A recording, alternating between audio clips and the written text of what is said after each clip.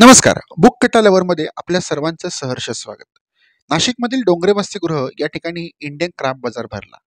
त्यामध्ये book festival नावाचं एक सुंदर असं प्रदर्शन भरलेलं आहे. त्या प्रदर्शनाला मी आज भेट दिली आणि त्यामध्ये जवळपास 50,000 पुस्तकं या ठिकाणी आहेत आणि त्यामध्ये 300 पेक्षा जास्त प्रकाशनांची पुस्तकं या ठिकाणी उपलब्ध आहे.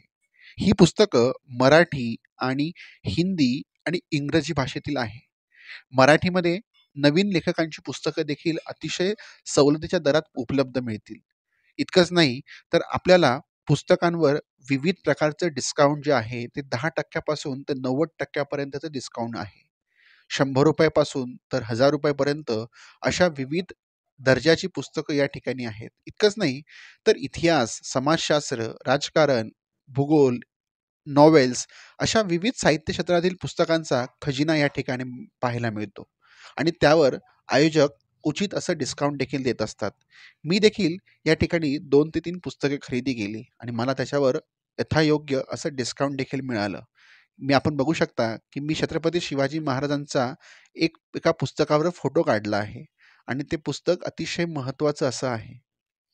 इतकंच नाही तर मी त्या याच्यामध्ये जुन्यातली जुनी पुस्तकं म्हणजे कोल्ड वॉरवर डेव्हिड मिलरचं पुस्तक, नंतर नरेंद्र मोदी यांच्यावर लिहिलेलं निरंजन मुखोपाध्याय यांनी लिहिलेलं बायोग्राफी, सलमान रश्दी यांचं फ्युरी हे पुस्तक, मिशेल ओबामा यांचं पुस्तक, इतकंच नाही तर विस्टन चर्चिलच्या जीवनावरचं सेकंड वर्ल्ड वॉरचं देखील पुस्तक मी या ठिकाणी बघितलं.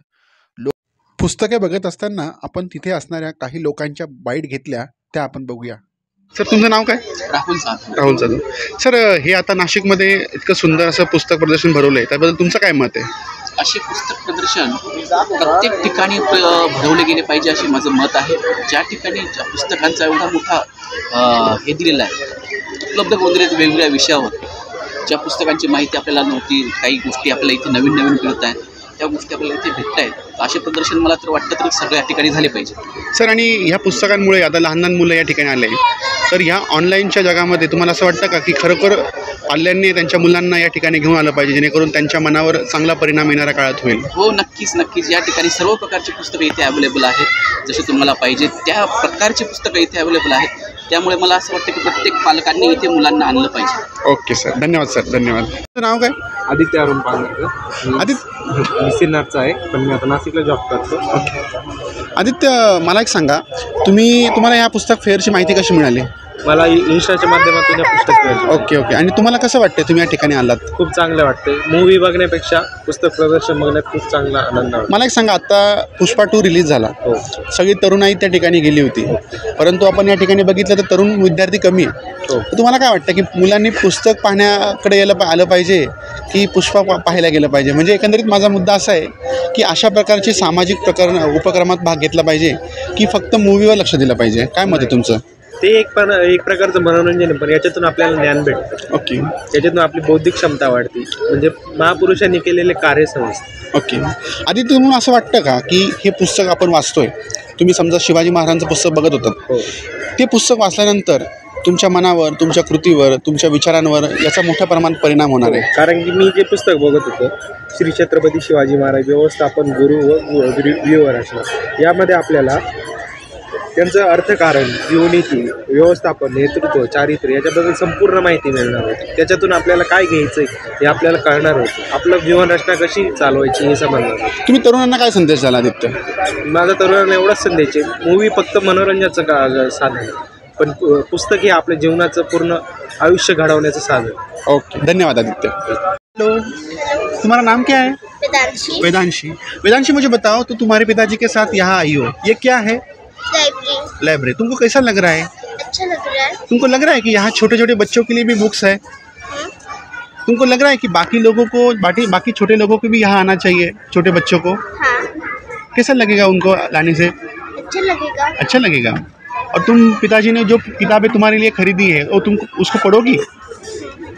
तुमको क्या अच्छा लगता है? नॉवेल्स अच्छी लगती है या कुछ और अलग अच्छा लगता है? हिस्ट्री अच्छा लगता है. और हिस्ट्री में क्या अच्छा लगता है? भारत का तुमने संघर्ष पढ़ा है? मतलब भारत का इंडिपेंडेंस स्ट्रगल पढ़ा है थोड़ा बहुत? तुमको सावरकर पता है? सावरकर पता है तुमको? जवाहरलाल नेहरू पता है? इंदिरा गांधी पता है? इंदिरा गांधी पता है? महात्मा गांधी पता है? नहीं पता है? तुम पिताजी को बोलना कि मेरे लिए अच्छी किताबें यहाँ से खरीद के जाओ. खरीदोगी किताबें? Okay Vedanshi, thank you. तुमचं नाव काय? माधुरी. ओके माधुरी ताई, तुम्ही या ठिकाणी आलात, तुम्हाला याची माहिती कशी मिळाली? नेहमी चालूच असतात इथे. ओके, त्यामुळे तुम्ही आलात. काय वाटतं तुम्हाला की तुम्ही या ठिकाणी आलात, तुम्हाला विविध प्रकारची पुस्तकं पाहायला मिळत आहे, काय मत आहे तुमचं? छान होते ते सगळे जे आहेत. इंग्लिश मराठी सगळे बुक्स. सगळे पुस्तक आहे. आणि तुम्हाला काय वाटतं की तरुण विद्यार्थ्यांनी या ठिकाणी आलं पाहिजे का जास्तीत जास्त? आलं पाहिजे, जास्तीत जास्त वाचन केलं पाहिजे. काय वाटतं तुम्हाला? मोबाईलमध्ये आणि हां, त्याच्यामध्ये जास्त वेळ मुलं वगैरे काय होतात, तर वाचन वगैरे केलं पाहिजे. ओके. काय फायदा वाटतो तुम्हाला वाचन केल्याने? काय? वेगवेगळ्या गोष्टींचं नॉलेज मिळतं. ओके. ह्याच्या जगाचं काय चाललंय ते त्यांच्या करून अनेक भूतकाळातली किंवा त्या सगळ्या गोष्टींची माहिती मिळून जाते. ओके आपले जे आहे ते माहिती होते बऱ्यापैकी वाचन. तुम्ही इथं स्वतः पुस्तक खरेदी केली का आता? तर अजून बघतोय आम्ही. ओके. आणि तुम्ही कोणासाठी पुस्तक खरेदी करताय? माझा 8 वर्षाचा मुलगा आहे. ओके. त्याला वाचनाची बऱ्यापैकी आवड आहे. ओके. त्याच्यासाठी बघतोय. Great great great great great. धन्यवाद. बघतोय. Okay okay okay. धन्यवाद ताई, धन्यवाद.